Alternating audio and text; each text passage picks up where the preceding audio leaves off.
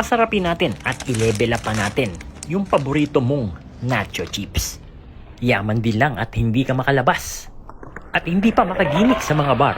Dali natin ang restaurant sa inyong bahay.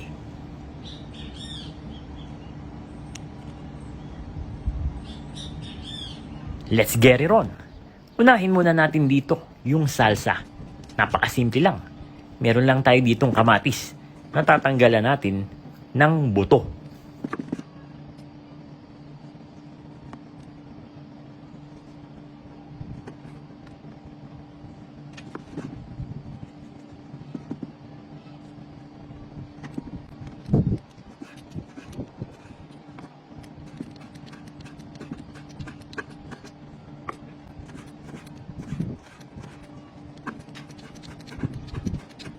Set aside muna natin at ihiwain na natin yung sibuyas.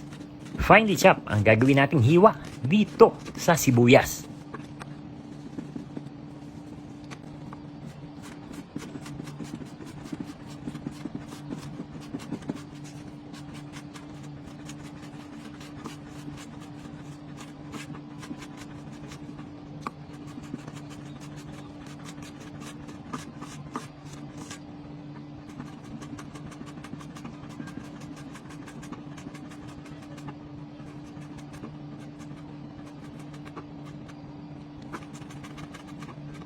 And then ihahalo na natin siya dun sa kamatis na ating hiniwa. Lutuin naman natin yung ating spicy beef. Meron ng konting mantika yung ating kawali. Lagay na natin yung butter at ating tunawin. Sunod na natin yung sibuyas. Ito yung kalahati ng sibuyas na hiniwa natin.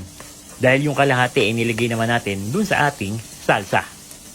Sunod na natin dito yung ating beef. So pwede kayong gumamit dito ng pork or minced chicken.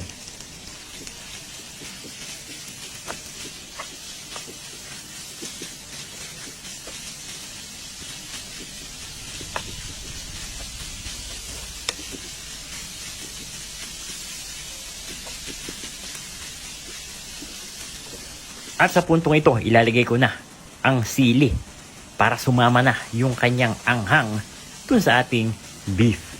Napakasimple lang ng ating recipe na to. Pero sulit na sulit, lalo na pag ikaw ay may bisita or may dayo, ika nga. Titimplahan lang natin ito ng ground black pepper. Dahil nga giniling ito, madali lang itong maluluto. At this point, ready na yan.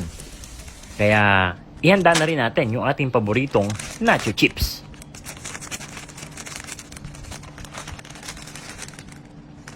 But wait, there's more.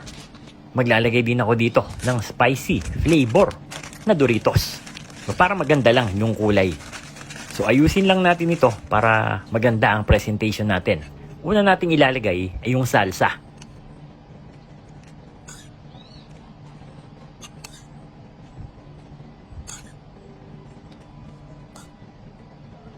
Sunod na natin yung ating spicy beef.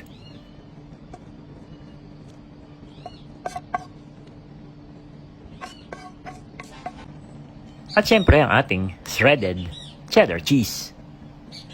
Huwag niyong tipirin kasi kayo din ang kakain yan.